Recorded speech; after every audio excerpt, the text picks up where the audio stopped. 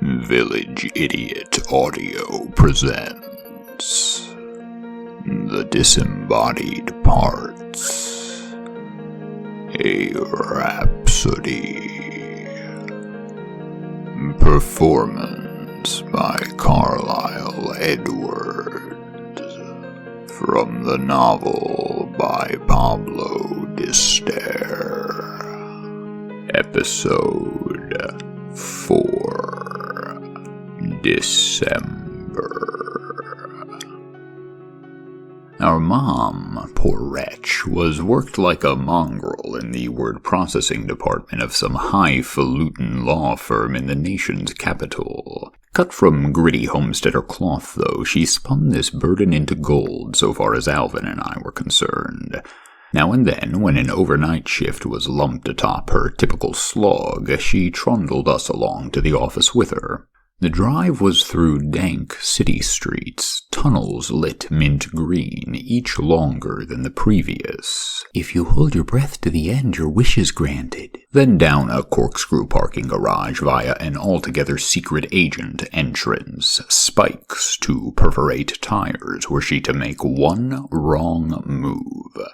20th story of an otherwise empty office building. Computers had Space Invaders, desks had jars of paper clips which resembled multicolored starships we could war with, knocking the destroyed ones down holes meant for monitor cords seeking plugs. 3 different kitchen areas, satellite Mars bases we would helm. The favorite was a spookhouse venture through the corridors, well worth it for the prize of free packets of lemonade powder, hot chocolate, crushed ice for sodas we'd down with a takeout pizza from Luigi's. Around the corner from this was a room which must have had a business purpose, though we couldn't reckon what. A sofa, some chairs, television with VCR, plus it got way more channels than we had at home. Tonight we'd brought rentals along. American Ninja to the confrontation, Bloodsport, Rapid Fire, so no complaints on the entertainment front. However, we were too invested in working on our design for a video game to tuck into those flicks quite yet.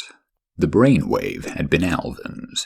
In an issue of Nintendo Power, there'd been some concept art reprinted to tease a forthcoming game called Earthworm Jim. Impressive stuff, like literally playing a cartoon if the graphics matched up to the sketches. But it was plain to see we had ideas equal if not superior. All that stood between us and a lucrative licensing deal was committing a finalized proposal to poster board. We were going for something Oriental Heroes come Golga 13. Obviously, it would be the fisticuff aspect of the game, with a series of moves available to each character such as had never been unleashed upon the world, which would drive it into the hearts of the masses.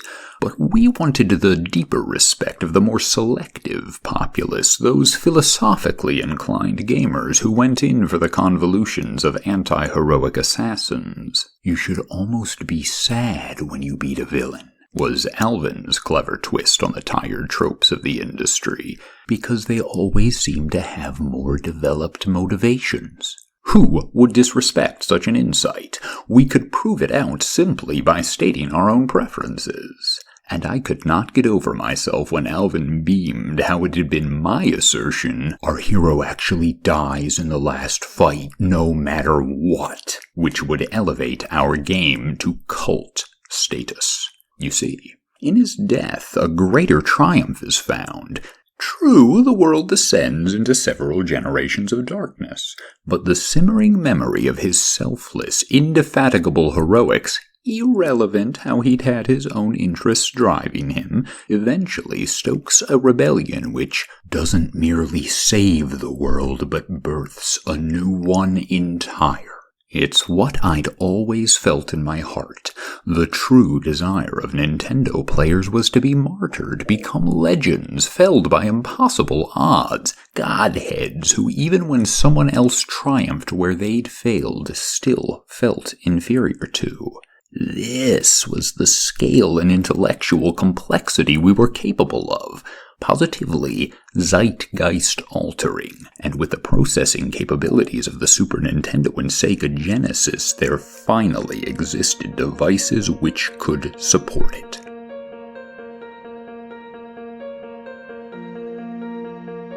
We discovered rubber band guns designed in replica of Revolutionary War pistols in some random attorney's office. Alvin somehow knew what they were on sight, and thus did an immediate game of stalk and kill begin. The corridors, private rooms, kitchenettes, cubicles were illumined by perhaps 1 out of every 16 of them scattered hurdy-gurdy having a lamp lit, the simmering hum of a computer monitor, or a blue on button to a private coffee pot left glowing.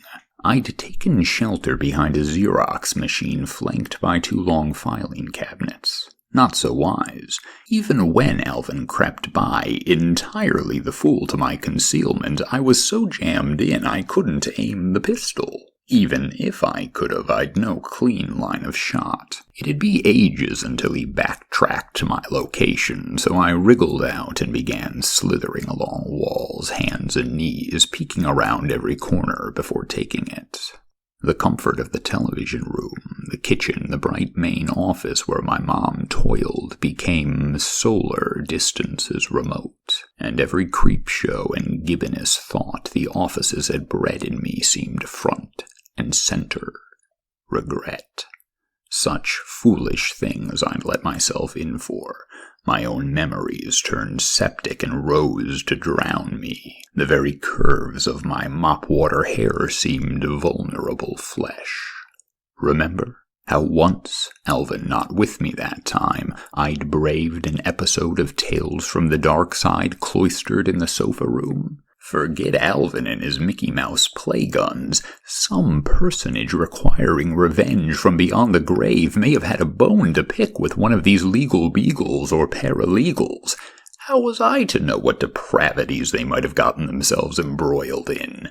A reanimated carcass could be making its steady progress to tear limbs from limbs, securing its bury my bones final rest. If such a creature happened upon me, why would it spare my life at the risk of wandering, malformed, anguished for eternity? Give up its chance for vengeance and succor? Hardly. I'd be mincemeat.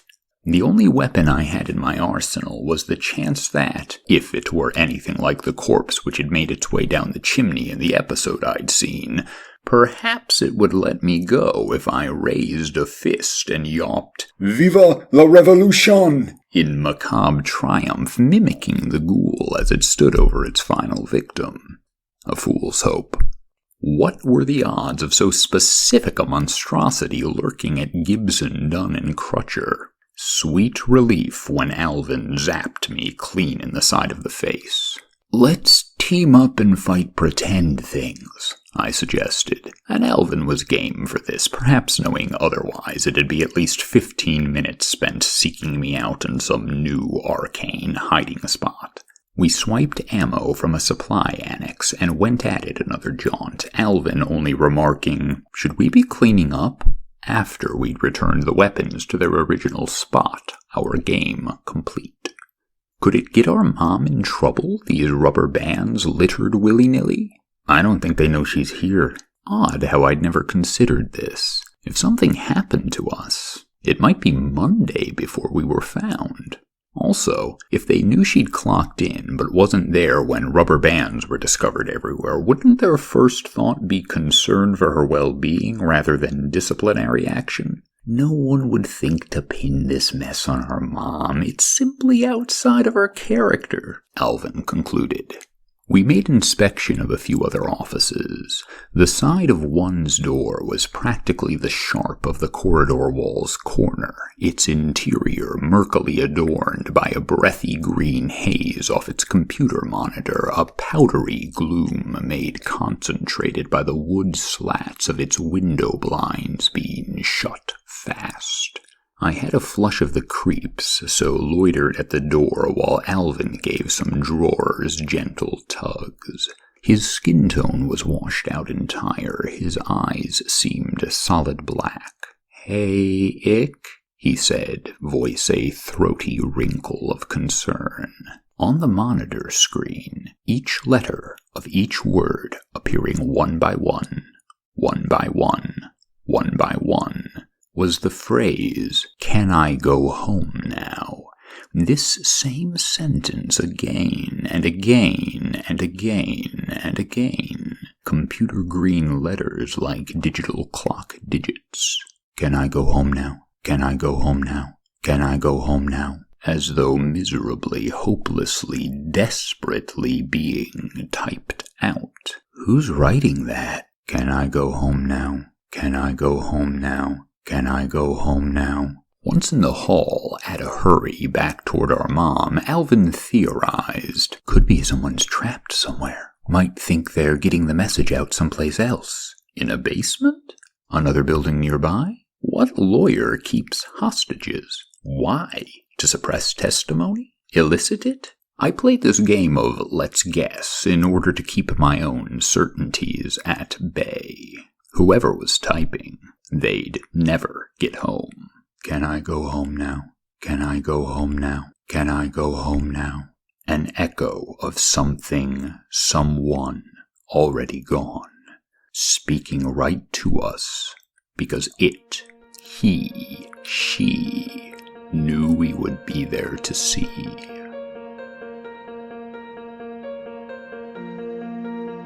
I blamed it on how I always got car sick. Except I didn't always get car sick. This was just one of the ways my mind found to angle things. A little retro continuity never hurt anyone. The city was deserted and my shivers were from fatigue. Bobbling in my mind was a memory from another time at Mom's office. I'd gone into the oddest of the three kitchens, the one with the smelly fridge, with the copy machine, with the television above a disused bread maker, and dozens of file boxes plopped against one wall. Had it been Doctor Who? Had it been that strange Nightmare on Elm Street series, nothing to do with Nightmare on Elm Street, Freddy Krueger merely a wisecracking host figure? On the screen, people had been killed, vaporized, only their clothes left, strewn in the shapes of their wearers. Spilling from the sleeves was a crystalline, powdered substance, salt, thick as glass shards, flimsy as sand. Would that have been what had become of the Ghostbusters? Did it explain the lack of bodies? Would it hurt? Slowly dehydrated down to calcified residue? Or petrified suddenly? Shattered by falling over? What about their clothing? Could have easily been tentacled down those floor tunnels. I had the rear seat, Alvin up front. My mom had on the radio. Some program. Corn between your teeth. A down-homey disc jockey, voice soporific, introduced this or that comedy sketch. Cheech and Chong. Some song. Basketball Jones. I drifted. Knew I was conversing, but the words were soggy molasses. Did my best to prove I was awake by focusing on things out the window. Blinking red light at the top of an air traffic tower, cathedral which shone like a theme park. The city turned into blank highway, long and striped in dotted lines like fancy trousers, slick with orange from streetlights drooping in postures of parched daffodils. Green signs with white letters I couldn't decipher. Road names, avenues, boulevards, parkways. Were we this near to home, or that? As soon as I thought I was asleep, though, I knew I was awake, and Alvin had asked Mom, "Why's it called corn between your teeth?" just as the announcer purred gravelly, "This is corn between your teeth." I'd wondered this too. Needed to know. Had pictures in my head of bumpkins all slack-jawed. I don't know, Mom said, and it seemed uncertain, a guess. Because it's irritating? Because it's irritating? Irritating? Irritating? No, I wasn't sure. Is that what she'd said? What I'd heard? It made sense and didn't. Or had she said, to have corn stuck between your teeth is irritating? I had images of this in my head, cartoonish yet unsettling. Corn and teeth both off yellow, streetlight orange, malignant tumors growing their own benign ones. I'd refused to eat corn any time it had been served me, but would lick the butter and salt off the cobs my dad served. Loved the 2 little corn-cob-shaped spears we were given to hold the things. My mom sometimes used a fork and only on one side. Later, in bed, I lay and wondered what it would feel like to be paralyzed. Forever. Would you understand? Understand forever? Why would being paralyzed give you any insight on that? I told myself my legs couldn't move. I lacked the power to command them, even if I wanted to with all my will. And I got confused. Was I really unable to move my legs? I wasn't moving them. Was this pretend? Is it pretend if I can't stop? If I don't stop, is it real? I either realized I'd brought myself to tears thinking this, or woke up and remembered I dreamed making myself cry by pretending I couldn't pretend myself out of paralysis, but could, oh so by accident, play pretend myself into it.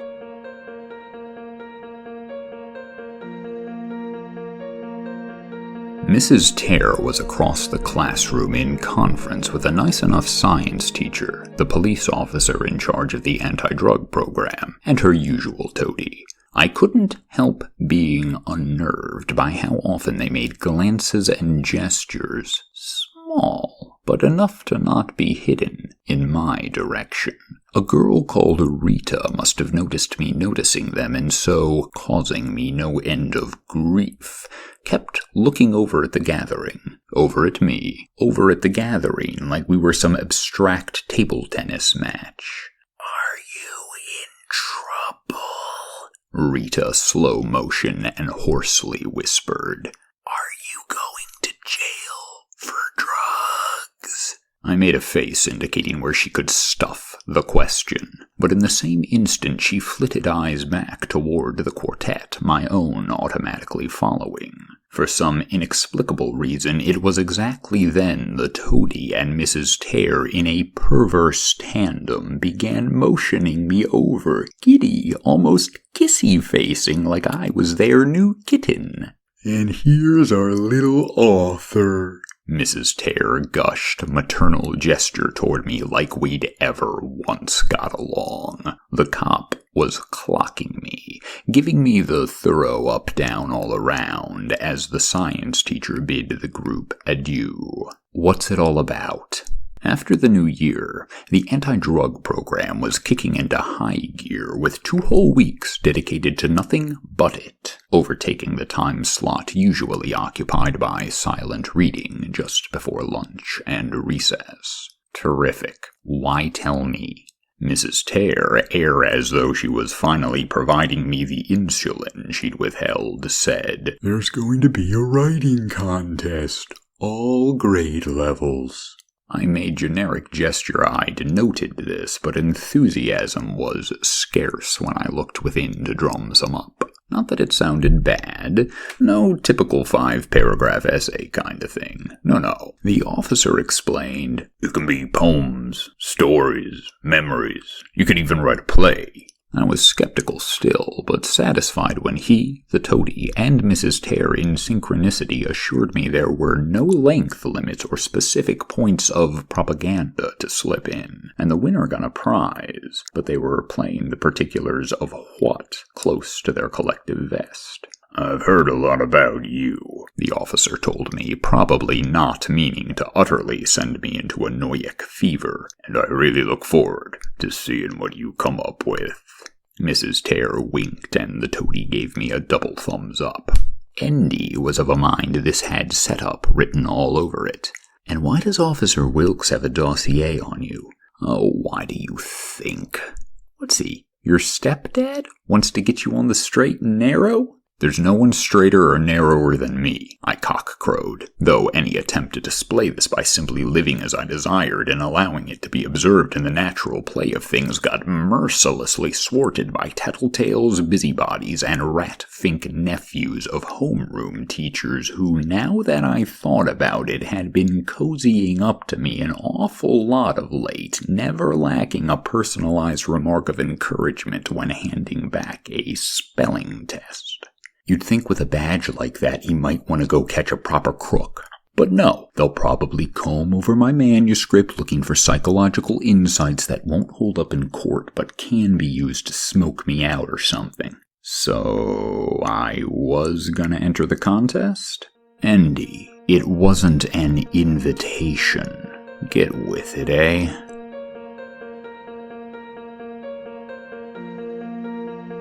Later, in the toilet, Micah and some other kids I hardly knew were pencil fighting. They paused on my arrival, demanding to know since when was I a narc. Never mind how they'd been hip to me getting cushy with the resident copper. They were just informing me I'd better not dream of pulling slick undercover work against them because I'd been outed and better not forget it.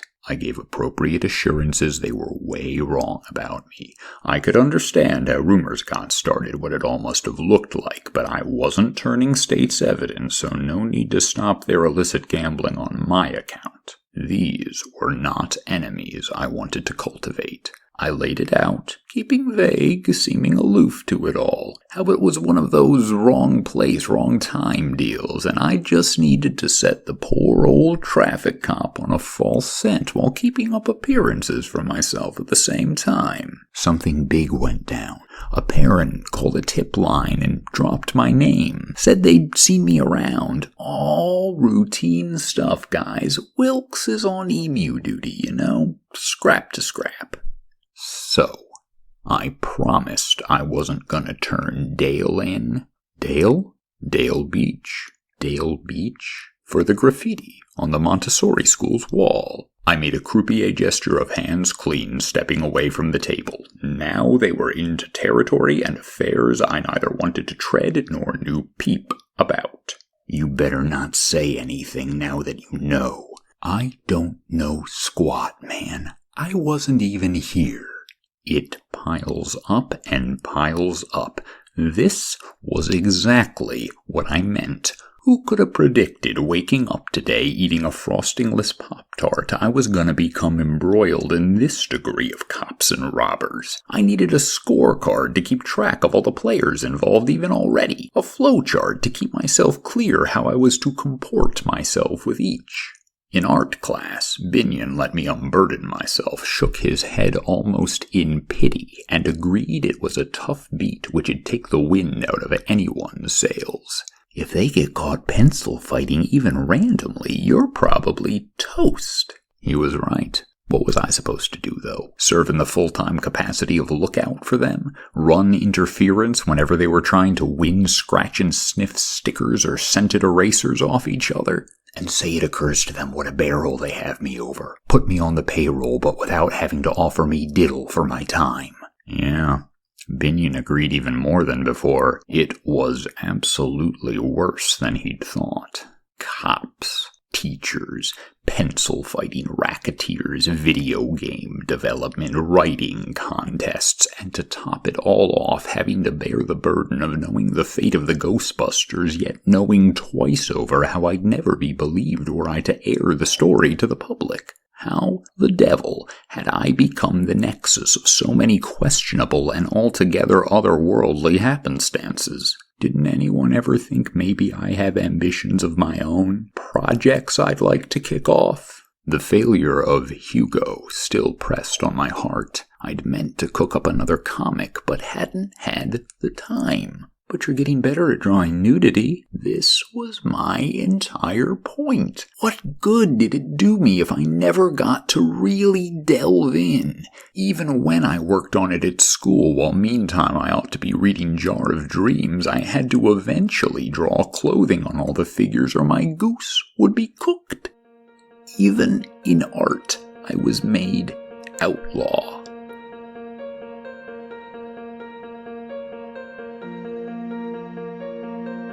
Needing just myself and my head, a trustworthy few hours, I'd ventured out, pat after school.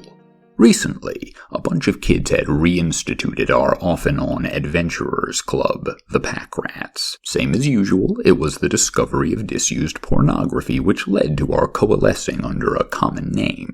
An area of pricker bushes we'd used for headquarters in the past had been rehollowed. Communal hidey-hole, rules, and regulations, all in it together. At least if history proved out, until, mysteriously, the mags vanished, often with much window dressing, as when one time a kid called Davy, who we no longer associated with, dramatically took the blame, claiming his parents had followed him one day, found the loot, confiscated it, adding in how he'd nobly taken the weight of responsibility, refusing to name collaborators.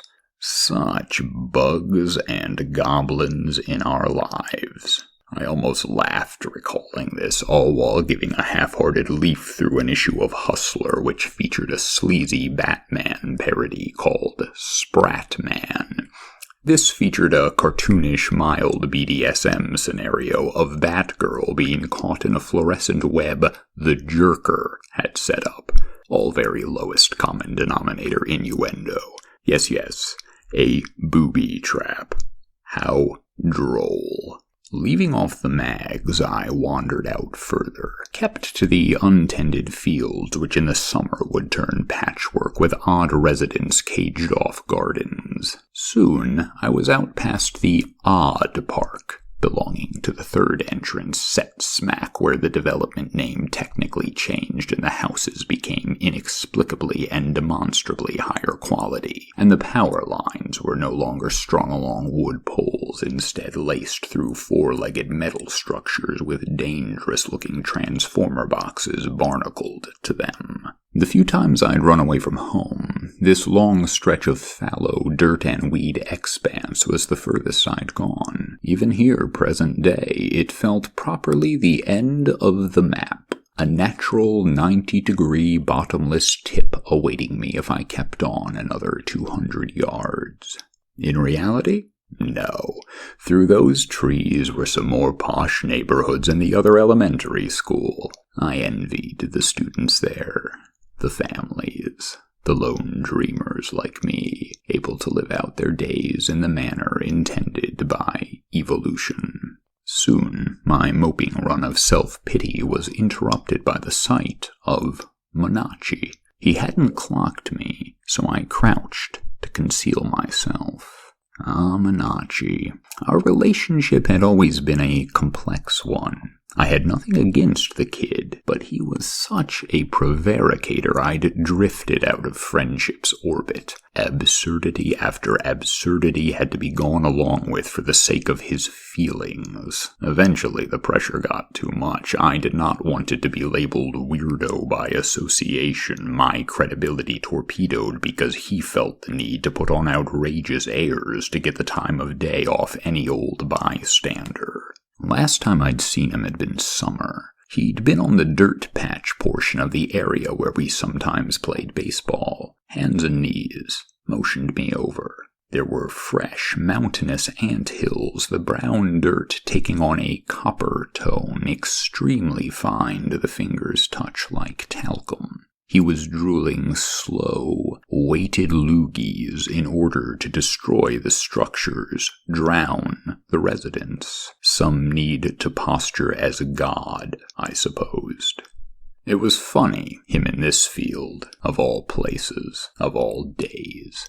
I watched him roam lonely circles until, as though in response to some hidden signal, he took off running. Then I roamed the same radius he had, studying the dirt for signs. What was I thinking? That his most ridiculous story had maybe been true? He claimed he'd been running through this field, tripped on a tree stump, which it turned out was phony. A hinged door opened upward like a submarine to reveal a 2-mile deep ladder. According to him, he descended, wandered 5 hours through a cave lit by radioactive torches which never went out. Discovered the place. The secret movie theater. The only way to obtain a ticket was to survive a trial by combat. The seats had straws built into them on the left, an endless supply of any drink you desired. On the right, popcorn or candy replenished in perpetuity. And the movies he'd claimed to have watched there. Sequels that won't exist for decades, Ichabod. Like way, way later sequels than are out now. Batman 11. Look Who's Talking, but with an alien baby. Cool Runnings Part 8. Right, Menace, the continuing heartwarming hijinks of those wacky Jamaican bobsledders. He'd bristled at my dismissive tone, seemed near tears. Those movies are from the future, Ichabod. They win a ton more times.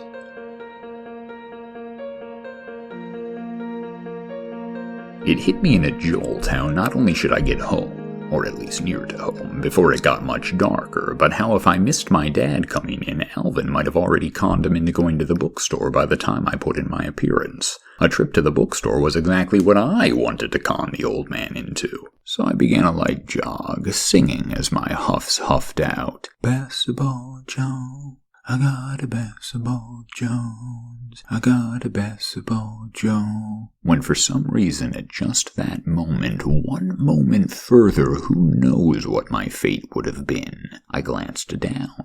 I'd had a sense, instinctual, a thought half-formed like there might be piles of sticks, or don't deer crap in this field all the time, had commanded me to slow, stop.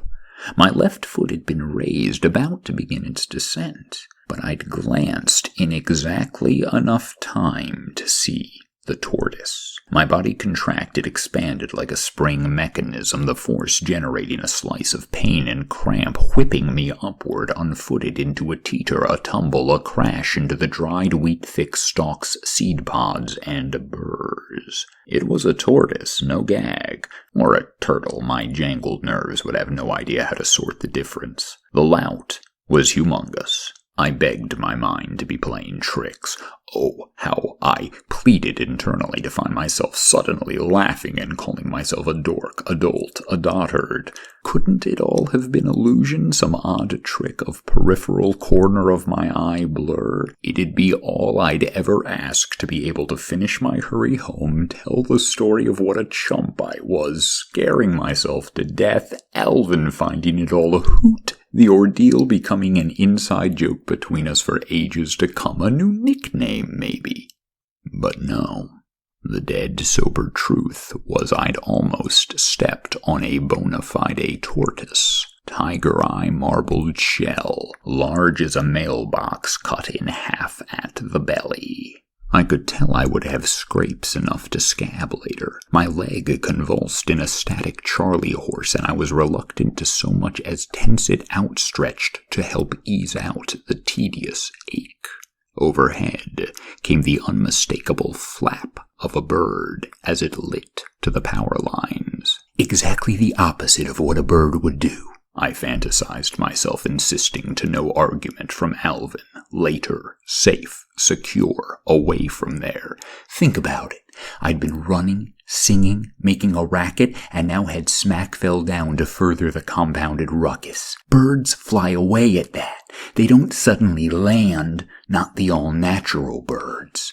The tortoise didn't move except to, I thought, open its eyes, a glint of light catching in the milky cataract I was certain I could make out in the last of the evening's light and from under the buzz of one of the lamp-posts lining the wood fence separating field from properties which flanked it. I should call for help. Don't die of shame, you chucklehead. Don't be complacent in the face of your maker. There must be families seated around tables, at televisions, Nintendos clanging, kapows, kabooms, crack, crack, crack of shots taken at ducks and dogs giggling as ducks flew off unscathed. My scream died stillborn, not even in my throat, rotted to a heat like that of a coming bowel movement down my belly. Because when I turned toward the fence, I saw squirrels skittering along its top and along its second slat. Squirrels. 1, 2. Squirrel, squirrel.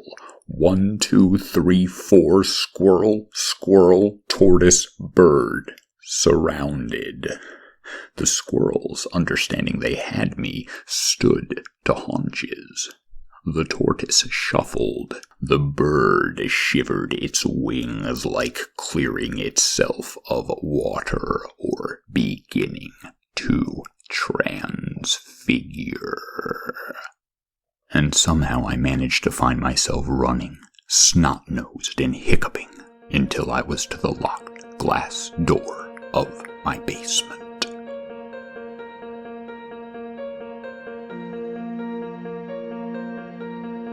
In the normal course of events, I would have been miffed by my mom's little trap.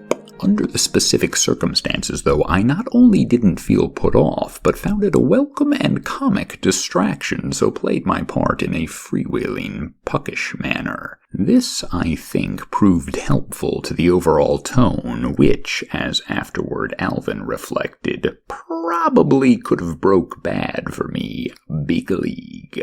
I was just in the door, freshly composed, wanting nothing but to get to my room, strip, then sink into the cocoa butter scent of bubble bath, when my mom called, "Hey kiddo, I need you to take this basket," from around in the living room where she'd been folding clothes. No sweat. I made a footloose entrance, all grins. Then she sprung her snare. On the piano bench I saw my backpack, every zipper pouch open, innards gutted, arranged in distinct piles, dot to dotting a half circle, or the tip of an arrow depending on how one made the trace. My school books and various bric-a-brac to one side. Nothing's nothing about those. Next over, a pile of brown paper lunch bags. Lots of them. And finally, a small, blue spiral notebook. The words, "cat stuff," written heavy into the cover stock. "No, no, no," my mom said primly as I stammered how I could explain whatever it was going to be I'd be required to explain, that I was sorry, so let's simply move past it, assume the lesson learnt. Here's the shot. My mom had received a letter of concern from Mrs. Tare. This letter, in precise businesswoman terms, explained how Mrs. Tare, as well as a few other faculty and administrative individuals in conjunction with the lunchroom staff, were concerned about me on several fronts, concerns attested to by some parent volunteers for effect. Firstly, a number of papers requiring parental signature hadn't been returned to school. This charge also stating a lack of accountability for filling out the calendar worksheets and how some permission slip for a trip to the Chesapeake Bay I very passionately did not want to go on was overdue. Secondly, it had come to everyone's attention how I was never seen eating at school, except for, sometimes, it seems as a source of entertainment to other children, a vast number of salt packets. I was braced for a thirdly, but apparently the thirdly was nothing to do with the letter, so after she'd said, thirdly, my mom paused, then said, "Well, just firstly and secondly, let's start there." In reverse order, I supposed, because she gestured at the lunch bags presently.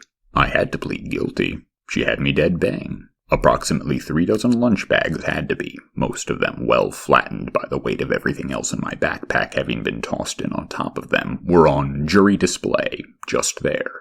"Ichabod, you have to eat, and these are disgusting." She removed a few articles of evidence. Peanut butter sandwiches, the bread molded to occult shades of blue, gray, green, and an orange only observed in tree frogs by certain explorers. "Your dad makes you these sandwiches because you won't eat school lunch. This is such a waste." It was, I confessed. But look at me, strapping enough. "I always make Chef Boyardee when I get home." Not good enough. Fine then. I promised I'd eat the lunches Dad packed. It'd be easy enough to remind myself to just throw the bags away. My laziness was to blame for all this song and dance. Not so fast. I was going to be observed daily. Either I ate the sandwiches or I would have to start buying school lunch and sitting with an aide.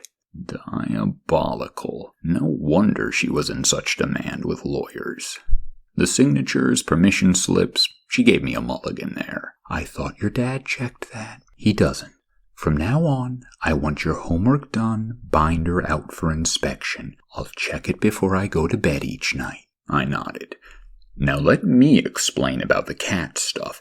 "Dad knows all about it, gave me the green light. All very tasteful, not a scrap meant to be scintillating or smutty. Nor do I flash it around to Philistines. I'm not some slick pornographer, I assure you." She was smiling, leafing through the pages, giving off a kinda "you're not in trouble for this" vibe. "Can you keep this particular artistic vision at home, perhaps? At least until—" She gave a nod at the lunch bags, the papers, the binder. "We've got normal life under control."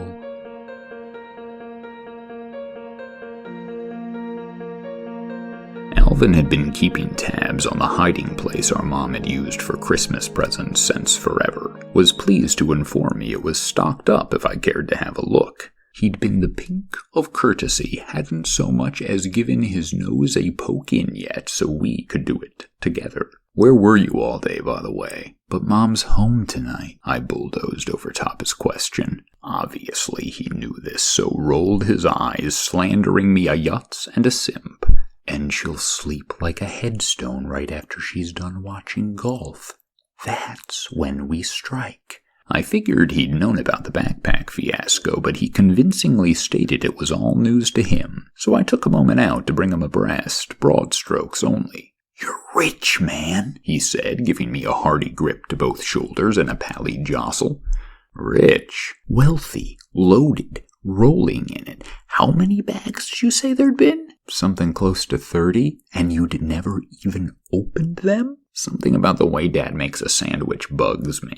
Alvin concurred. "Or," he suddenly took a hiss breath, seemed to be bracing against a gut punch, "did Mom already take the money? You say she had the sandwiches on display?" "The blue blazes are you on about, Vinny?" This entire day was wearing on my last nerve, I swore to God. It's like I was stuck in one of Mom's All My Children episodes. Alvin motioned me calm. "Dig it. Didn't I know Dad puts cash money inside the lunch bags?" "Cash money?" "Hard currency, Ick. You've heard of dollars and cents, right?" But this made bonkers sense, if any. Each morning a brown bag had Alvin written on it, a brown bag had Ichabod written on it. Sandwich and a plastic baggie of peanuts was the full spread any time I'd bothered to peek. Why'd he put money in if I'm not buying lunch? Entire point of packing is to avoid having to pay money down. Here's where Alvin explained why he'd be taking half the boodle. Listen, going back to the historical start of the bagged lunch decision, Alvin had been gaming the system. Dad wouldn't buy us juice boxes or Kool-Aid for reasons he never made apparent. Yes? Yes? So, what's he think we drink? Pretty much I assumed he thought we only drank milk. Precisely. And he's not gonna pack us a glass of milk, eh? He'd point out physics makes it unfeasible. Plus, the fact it'd get warm, possibly sour, would make it a health hazard. So Alvin had finagled a flim-flam, wherein he not only got the old codger to pony up money for a drink each day, but I inflated the going price. When's he ever gonna bother checking? Suddenly, this was the smartest plan ever made by someone not technically an astronaut facing mechanical crisis. How much does he put in? At least $1.50? More often than not, $2 because he probably doesn't have coins. He put in a five weight to last the whole week. Nah, just one day he must not have had small change. Next day was $2 again. Mom hadn't mentioned anything about this money. True, I wouldn't put it past her to take full advantage, pocket it, cost of doing business. But it couldn't be overlooked. There existed the honest chance luck would pan out. She'd been so repulsed by the stabbing, sweet, condensed aroma of fungal growth, she'd turned her head away and never much bothered with closer inspection beyond pulling out a rainbow sandwich or two for visual aid during the trial portion of our conversation. Alas! Alas what? Alvin said, draining pale to match my livid intonation.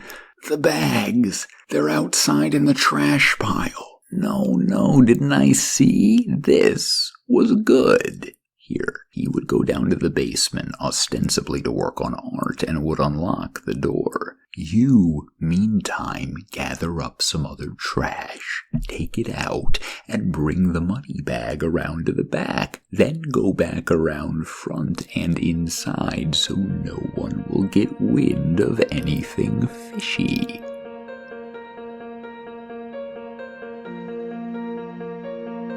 27 bags. 2 of them, yes indeed, had crisp $5 bills within. One, rather inexplicably, had 35 cents, 5 nickels a dime, though Alvin made rhetorical reminder how life is a funny thing from time to time. All totaled, $49.35, which I should technically get loads more than half of, seeing as I could have taken it all.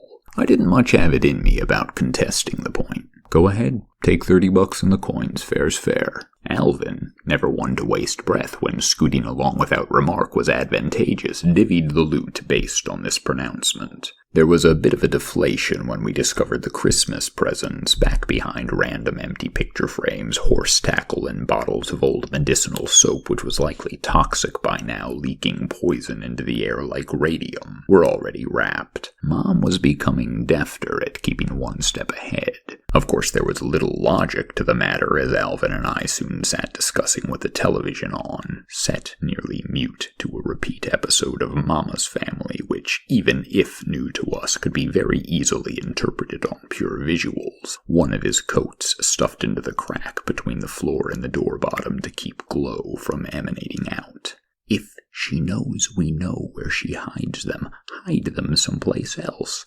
Hiding them in the same place but wrapping them seems a peculiarly aggressive action from a mother to her sons. If, again, she knows we know that's where they'll be. And sure, a large part of me wanted to let this disaster of a day dribble out in these good-natured expressions of brotherly intimacy. Sleep, wake up. All this behind me. Go blow this found money on frivolous back issues of some bizarre later works by Jack Kirby. And OMAC, I mustn't forget to actually get some OMAC since Steve Rude loved it so much. And now I'd have new money every single day, and I'd find a way to fake it about the sandwiches. Yes, let this be the day's curtain. Let me awake with a head light and a soul empty of earthly concern.